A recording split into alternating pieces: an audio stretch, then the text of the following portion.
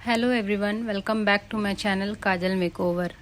तो अगर आपके घर में हल्दी मेहंदी का कोई फंक्शन है और आप खुद से मेकअप करना चाहते हैं तो आप इजी स्टेप में कर सकते हो। तो इसके लिए सबसे पहले आपको वेट वाइप से फेस क्लीन कर लेना है। अपने स्किन के अकॉर्डिंग आपको टोनर या फिर फेस मिस्ट यूज़ करना है। देन अगला स्टेप आता है हमारा मॉइस्चराइज़र। तो मॉइस्चराइज़र भी हमें स्किन के अकॉर्डिंग करनी होती है। तो मैं यहाँ रिकोड की मॉइस्चराइज़र यूज़ कर रही हूँ और आपके पास जो भी मॉइस्चराइज़र है आप वो भी यूज़ कर सकते हो अगर आप सेल्फ मेकअप कर रहे हो तो इसे ऑल ओवर फेस में अच्छे से अप्लाई कर लेना है और कुछ देर के लिए आपको वेट करना है। तो अगला स्टेप आता है प्राइमर का। तो प्राइमर उसके बाद हमें यूज़ करना होता है। तो मैं यहाँ स्विस ब्यूटी का हाईलाइट प्लस प्राइमर यूज़ कर रही हूँ। तो इसे भी आप अपने ऑल ओवर फेस पे अप्लाई कर लेना है और कोई भी प्रोडक्ट लगाने के बाद 1 से 2 मिनट आपको वेट करना है। आपको तुरंत कोई भी प्रोडक्ट नहीं लगाना है। तो जितने भी अभी हमने प्राइमर और मॉइस्चराइज़र लगाया है तो जो सेट करने के लिए थोड़ी देर छोड़ देंगे। देन तब तक हम लोग कर लेंगे आई मेकअप।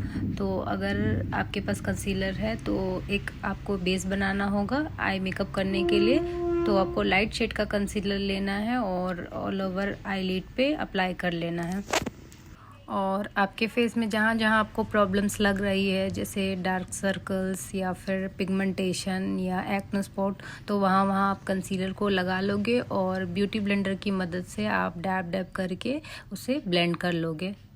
देन आईलिड पे हमने कंसीलर लगा लिया था। अब उसे सेट करने के लिए हम लोग लूज़ पाउडर लगाएंगे। तो अगर आपके पास लूज़ पाउडर अवेलेबल है तो आप अपने आईलिड पे अप्लाई कर लो, नहीं तो फिर आपको कॉम्पैक्ट पाउडर यूज़ करना होगा। आपको पाउडर यूज़ करना ही होगा कंसीलर लगाने के बाद, नहीं तो वो पैची या फिर लाइंस बन जाएगी आई मेकअप करने के टाइम। देन यहाँ पे मैं आई मेकअप करने के लिए एक जेल लाइनर ले रही हूँ आई लिड पे एक बेस बनाने के लिए। तो यहाँ पे मैं ग्रीन स्मोकी आई दूंगी।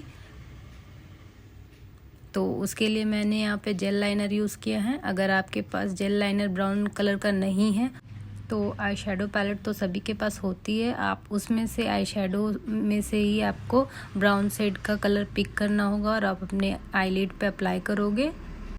जेल लाइनर लगाने के बाद मैं यहाँ पे मैट आई शेडो से ब्राउन शेड का कलर लेके और जेल लाइनर को मिक्स मैच करूँगी, मर्ज करूँगी। तो एक लाइन नहीं दिखनी चाहिए बिल्कुल भी।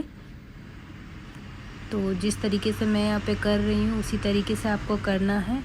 देन आपको कोई लाइट शेड का जैसे ब्राउन या फिर लाइट पिंक आपको आउटर कॉर्नर पे स्मर्च करना है ताकि एक लाइन ना दिखे, बिल्कुल स्मर्च दिखे।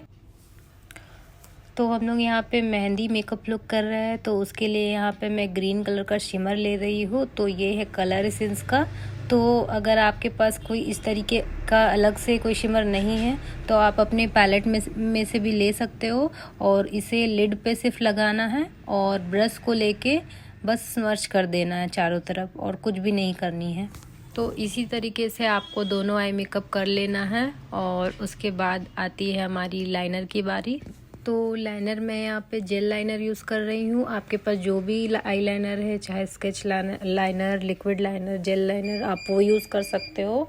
लेकिन जेल लाइनर बहुत ही अच्छी होती है, ये लगाने के बाद बिल्कुल वाटरप्रूफ हो जाती है। तो अगर आपके भी लाइनर अच्छे से नहीं लगते हैं तो आपको साइड में एक टेप लगा लेना है जिससे कि आपको लाइनर लगाना बहुत ईजी हो जाएगी। देन उसके बाद यहाँ पे मैं आई लैशेस लगाऊंगी। तो जो भी उस टाइम आपके पास अवेलेबल होगा वो आप आई लैशेस यूज़ कर सकते हो। तो उसे आप डायरेक्टली यूज़ नहीं करना है, आपको ग्लू के साथ इसे यूज़ करना है और आइज़ के अकॉर्डिंग आपको कट कर लेना है और स्टिक कर देना है। इनके फेस में तो ज़्यादा प्रॉब्लम्स नहीं थी लेकिन कहीं कहीं पे अनइवन स्किन टोन थी। तो अगर आपके भी अनइवन स्किन टोन कहीं कहीं पे दिख रही है तो पहले आपको थोड़ा सा कंसीलर लगा लेना है और उसे अच्छे से ब्लेंड कर लेना है ताकि जब आप फाउंडेशन लगाओ तो एग्जैक्ट एक कलर का आपका फेस जो है वो विजिबल दिखेगी। उसके बाद यहाँ पे मैं इनके अंडर आई पे भी एक डार्क शेड का कंसीलर लगा रही हूँ और उसे अच्छे से ब्लेंड कर रही हूँ। देन अब आती है फाउंडेशन की बारी। तो फाउंडेशन यहाँ पे मैं फॉरएवर 52 की अल्ट्रा डेफिनेशन फाउंडेशन यूज़ कर रही हूँ। तो उस टाइम आपके पास जो भी फाउंडेशन हो या आपके कलर से एक शेड लाइट जो भी फाउंडेशन हो आप उसे यूज़ कर सकते हो, और ब्यूटी ब्लेंडर की मदद से आपको डैब डैब करके अच्छे से फाउंडेशन को ब्लेंड करना है। तो आप अपने ऑल ओवर फेस पे इसे अप्लाई करोगे और नेक पे भी स्किप नहीं करोगे, क्योंकि फेस और नेक जब अलग अलग दिखती है तो वो बहुत ज़्यादा ही ख़राब लगती है। तो आप इस चीज़ का ध्यान रखोगे कि नेक में भी आप फाउंडेशन लगाओगे। देन अब आती है हमारी हाइलाइटिंग की बारी। तो हाइलाइटिंग हमें अंडर आई, नोज़, चिन, थोड़ा सा फोरहेड में करना होता है। तो इस तरीके से आप लाइट कंसीलर से अप्लाई कर सकते हो, एंड ब्रश या फिर ब्यूटी ब्लेंडर की मदद से इसे भी आप ब्लेंड कर लोगे। अच्छे से ब्लेंड करने के बाद अगर आपके पास लिक्विड ब्लश है तो आप उसे पाउडर पैक से पहले यूज़ कर लो, या फिर अगर आपके पास अवेलेबल नहीं है लिक्विड वाली ब्लश तो आप पाउडर लगाने के बाद थोड़ी सी ब्लश लगा लोगे। तो यहाँ पे आपको लगा लेना है इसी से एरिया में, और ब्यूटी ब्लेंडर से ही इसको भी आपको डैब डैब मोशन में पूरे अच्छे से अप्लाई कर लेना है। तो हमने जितनी भी लिक्विड चीज़ें थे वो लगा ली है, अब हमें इसे सेट करना होता है। तो अगर आपके पास लूज़ पाउडर है तो आप इसे सेट कर लो, क्योंकि घर में बहुत लोग के पास सारे कुछ अवेलेबल नहीं होते हैं। तो हमारे पास जितने चीज़ होते हैं हमें उन्हीं से मेकअप करना होता है। तो अगर आपके पास लूज़ पाउडर है तो उसी से सेट करो, और नहीं है तो फिर आप कॉम्पैक्ट से भी सेट कर सकते हो। और एक्स्ट्रा पाउडर को आपको डस्ट ऑफ कर लेना है पाउडर ब्रश से। एंड देन ब्लश लगाने के बाद भी ऑल ओवर फेस में आपको पाउडर से सेट कर लेना है।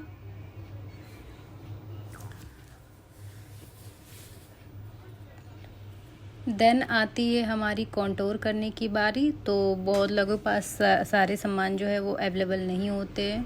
तो अगर आपकी बहुत ज़्यादा चौड़ी है, फेस बहुत ज़्यादा गोल है, तो आपको कॉन्टोर करना बहुत ज़्यादा ज़रूरी हो जाता है। तो अगर आपके पास कॉन्टोर अलग से नहीं है तो आप आईशैडो पैलेट से भी आप लगा सकते हो, जैसा कि मैं वीडियो में लगा रही हूँ आईशैडो पैलेट से ही। तो ब्लश और पाउडर के बाद बारी आती है हमारी हाइलाइटर लगाने की बारी। तो हाइलाइटर भी हमने जहाँ पे ब्लश लगाया था उसके जस्ट ऊपर में लगाना है, उसके बाद थोड़ा नोज़ पे लगाना है, चिन पे लगाना है, हल्का सा आईब्रो के बीच में फोरहेड पे लगाना है। तो इस तरीके से आप हाइलाइटर को लगा लोगे। तो जब भी आप मेकअप करोगे ना तो पहले काजल नहीं लगाओगे, क्योंकि जब फाउंडेशन आप लगाते हो ना तो वो मिट जाती है। तो आप पूरा मेकअप कर लेने के बाद ऐसा टिश्यू रख के उसके बाद आप काजल को अप्लाई कर सकते हो, जिससे कि आपका काजल जो है वो ख़राब नहीं होगा। और लोअर लाइन पे आपको थोड़ा ब्लैक आई शेडो से स्मच करना होगा, ताकि आपकी अगर छोटी आईज है तो वो बड़ी दिखे।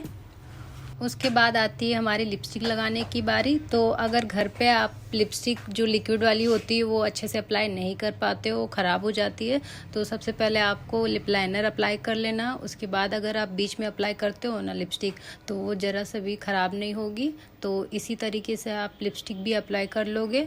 तो आप अपने आउटफिट के हिसाब से लिपस्टिक जो है वो चूज़ कर लोगे, जैसा आपको मन है लिपस्टिक लगाने का। और लास्ट में आपको फिक्सर लगा लेना है। अगर आप गर्मियों के सीज़न में मेकअप कर रहे हो तो, अगर आप ठंडे में भी कर रहे हो तो भी फिक्सर लगाना ज़रूरी है, या और अगर आप समर में कर रहे हो तो बहुत ज़्यादा ज़रूरी हो जाता है लंबे समय तक टिकाने के लिए। तो अगर आपके पास मेकअप फिक्सर है तो आप उसे भी स्प्रे कर लोगे और अच्छा सा प्यारा सा कोई हेयर स्टाइल कर लोगे। और मैं लास्ट में दिखाती हूँ कि मेरा फाइनल लुक कैसा था।